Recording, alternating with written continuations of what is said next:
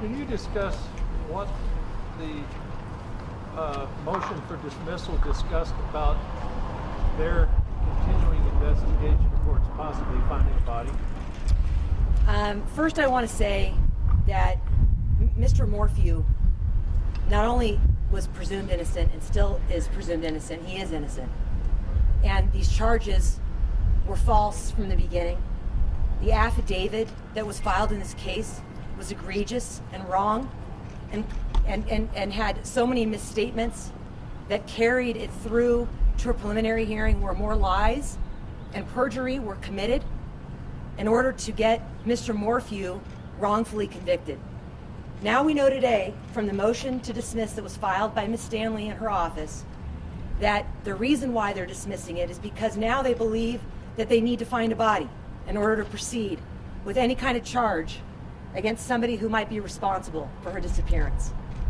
Today is the first day the prosecution has ever stated that that would be a consideration in a charge of murder against another person, including Mr. Morphew. Forever they have stated that they don't need a body, that a body is irrelevant. But you need to know that in this case, there has been not a single ounce of physical evidence that has been found connecting Mr. Morphew to this alleged crime. In fact, there's DNA that is placed on all the critical items of evidence in this case, on the bike helmet, in the house, in the car, that is linked to unknown males and has been linked to convicted sex offenders in this country. And the prosecution has chosen not to follow those leads. Instead, they have done one thing, which is focused in on Mr. Morphew and ignored everything and every type of evidence that would seem to turn them away from Mr. Morphew. We were going to get Mr. Morphew acquitted rightly after a trial that we believed we were going to have. But all of a sudden now, today, in the face of the fact that they have committed so much misconduct, they decided to dismiss the case, claiming that there is a body that they're close to finding up in the mountains that are snow covered by nearby where Mr. Morphew's house was. We have not seen any indication in any of the discovery that we've been given, which has been terabytes and terabytes of information.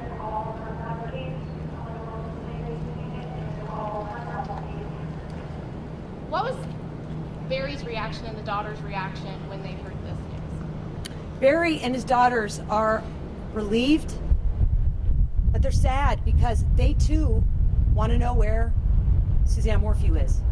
You know, there's been a lot of press and different types of social media, just like you, Lauren, who have really made a case that Barry's guilty. And the community has really done a poor job. And shame on the media and shame on the people in the press who've jumped to conclusions in this case. It's really unfair to say.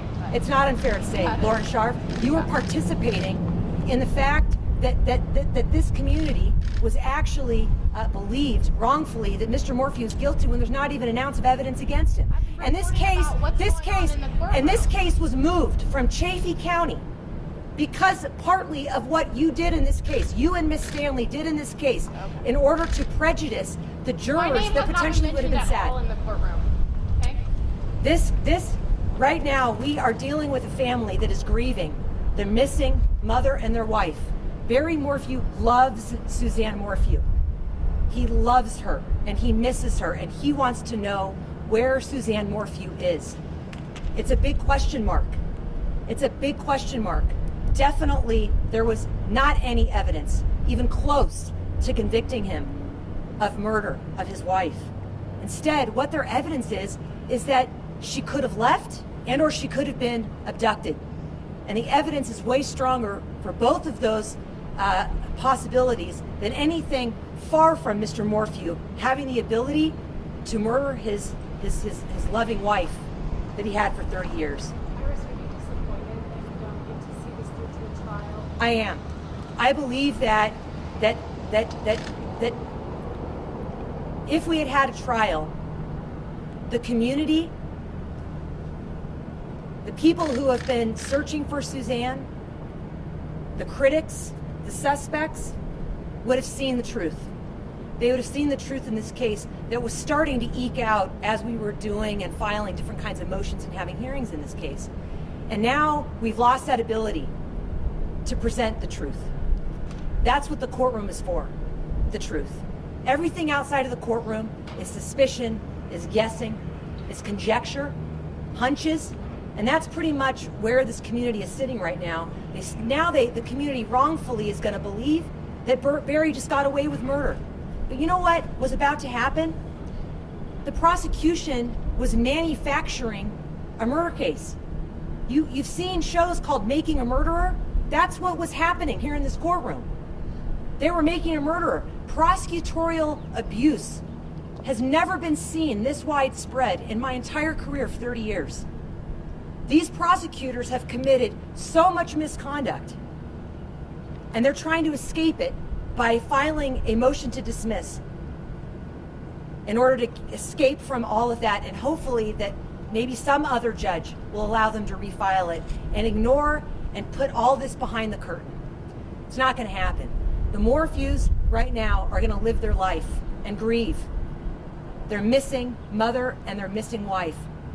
And they have to do something to try and find the means to move on, especially in the light of you hear the prosecution say the case is still under investigation. I'll tell you right now, I have not seen an ounce of investigation occur in this case since Mr. Morphew was arrested. And any investigation that has come from the prosecution since he was arrested points in every direction other than to Mr. Morphew. Every other direction. When CBI said that they called the Sheriff Speasy, and said, stand down. You should not arrest. It's too early. It's premature. They knew what they were saying. They knew exactly what they were saying. It was premature because guess what? We're hearing it now 10 days before trial. No body. There's no evidence. And they locked Mr. Morphew up for 5 months in a jail cell. 5 months. Other people need to be locked up in a jail cell, and it's not Mr. Morphew. What do you and Mr. Morphew think happened to Suzanne?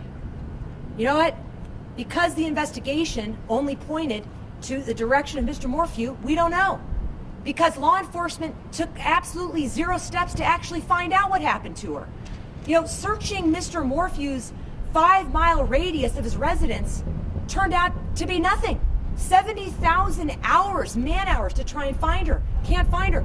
Well, maybe it would be a thought if law enforcement used all their rich resources and they actually looked elsewhere, looked for her being abandoned, follow these leads that they had from these CODIS matches of sex offenders that were involved in crimes in other states that were linked to the car that Miss Morphew owned and that was in her garage. Follow the leads. They didn't. They didn't follow the leads. Because this case was dismissed without prejudice, like you didn't want to see happen today, how confident are you that they'll try to recharge him? They're not going to recharge this case because they're not going to find a body that was linked to Mr. Morphew. And the prosecution is saying right now in their motion, and I don't take much of their word to be true, actually, but if you take their word to be true, they're saying that they will not refile the case unless they find a body. I think they dismissed charges because they thought they were going to lose this trial. Yes, they absolutely dismissed this case at this point because they knew they were going to lose this trial and Mr. Morphew was going to be acquitted and exonerated. Now that this you don't think that they would try to get those expert witnesses qualified back as far as if they followed discovery rules and try to refile without a body? The expert witnesses would not make a difference in whether or not they were able to convict Mr. Morphew because our expert witnesses were not going to give them the evidence that Mr. Morphew was guilty. In fact, the opposite. Their expert witnesses were saying that this thing called the chipmunk map of him running around the house, not true. They were saying that the airplane mode, not true. Every single theory that the prosecution put forward in their affidavit in order to try and get the judge, and did get a judge, to put him behind bars for 5 months, not true. Their experts were not going to further any type of conviction, and in fact, their experts probably were going to help us get the acquittal fast and quick that we know that Mr. Morphew was going to get if we had gotten to go to trial. And now that this has all been settled and the judge made his decision, where do you and the Morphews go from here?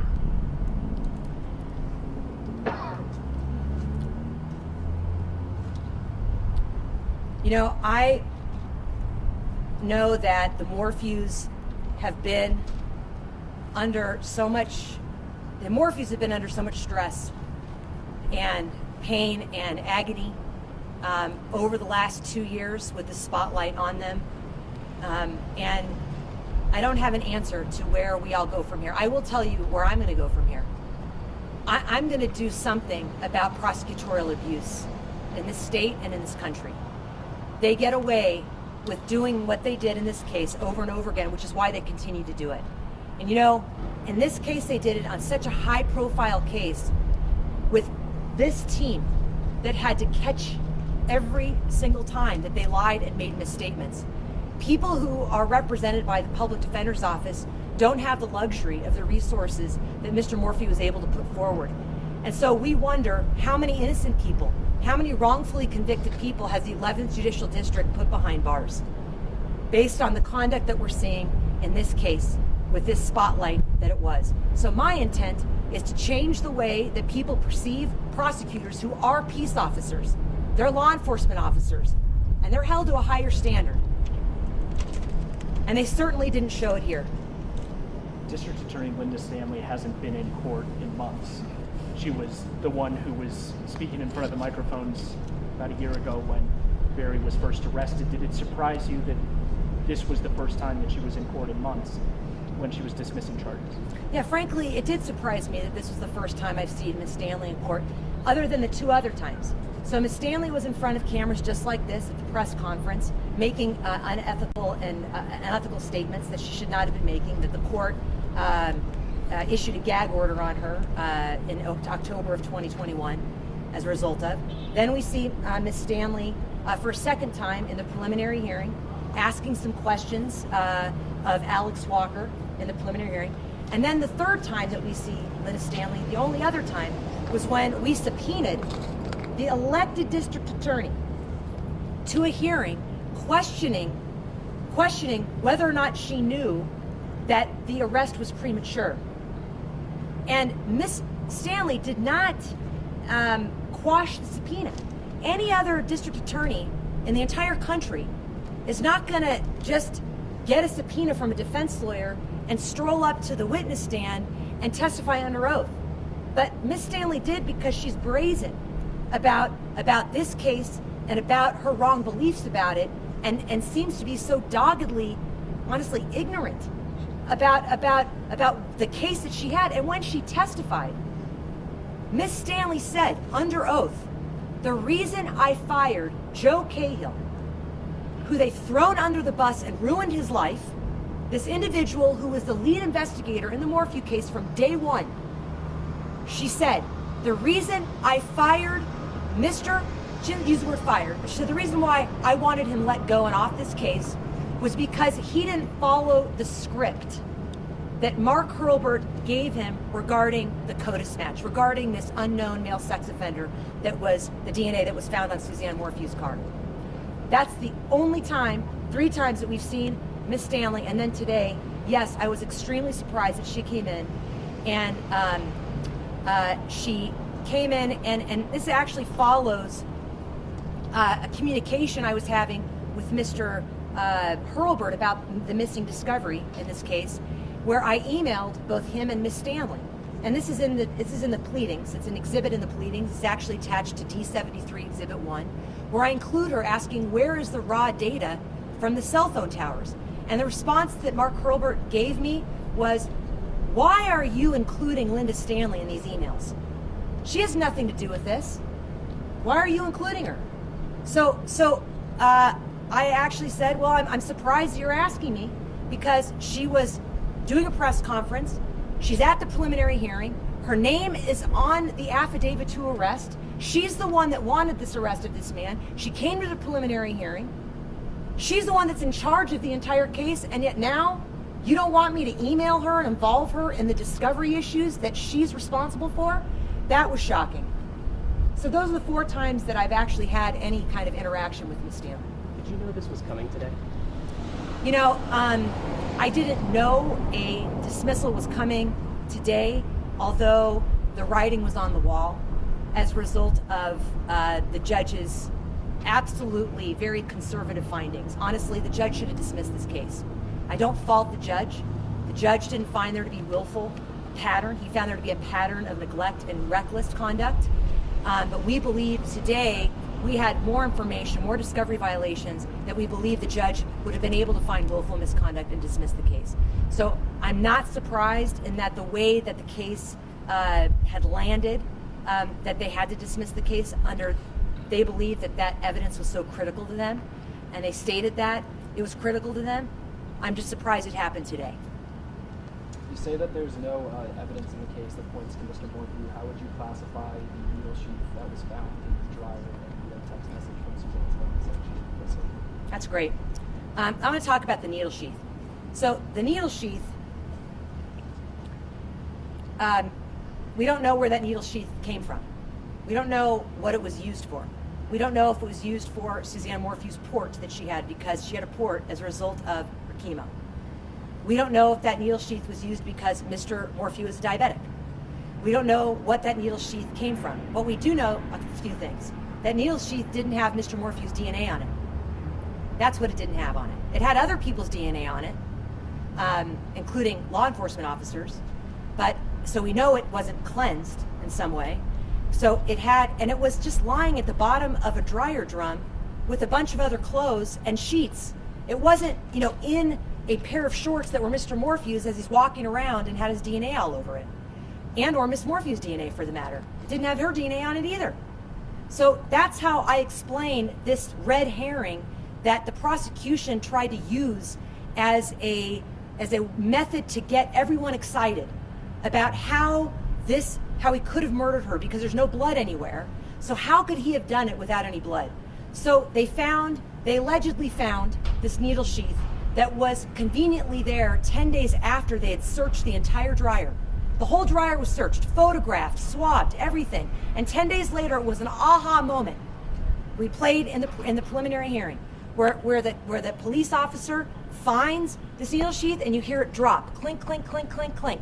And he calls back to his fellow officer and he says, "Hey, do you see this? I have something that's going to make you very happy." Quote, that's the needle sheath. And the texts that are found in Miss Morphew's phone, it's funny that they produce one text message in her phone of messages that we know are pinging all over the place, and something that we know, they keep saying there's proof of life. What the prosecution knows and the public doesn't know is that her phone was making phone calls when she was supposedly dead on March 9th in the evening. Her computer was working on May 9th when she was supposedly dead.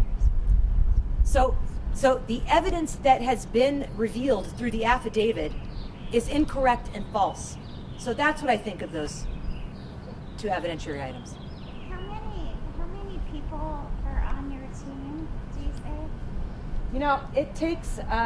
It takes really a lot of people to fight the government. So right here, there's 7 of us standing here, and it's been, and there's more that just aren't standing here, but there's more people that have been involved in, cataloging the discovery and indexing what we have, knowing what we don't have, and including, the experts we've had to consult with to figure out really what the truth is. So, it's been a massive effort, and, if Mr. Morphew didn't have the resources, he could be wrongfully convicted. And that's a statement about our justice system, is that prosecutors are so powerful. They wield such threat to our safety and peace and justice, and they abused it in this case. And who knows how many other people that don't have these resources they abuse. Thank Could we you. just have you say and spell your name really quick? Yes, my name is Iris Eytan. It's spelled Iriseytan.